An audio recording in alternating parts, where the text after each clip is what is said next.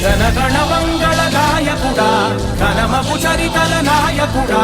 పలుతరములు మము పరిపాలించర స్వామికుడా నవయుగ మేధో సైనికుడా సమయము తెలియని సేవకుడా యువన వ్యాంధ్రకు ప్రగతిని చూపర సాధకుడా వైతాళికుడా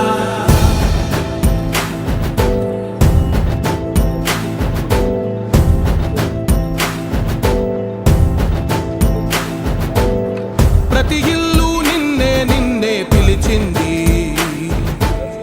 ప్రతి గడప నీకే స్వాగతం అంటోంది ప్రతి మనసు నువ్వే గెలవాలంటోంది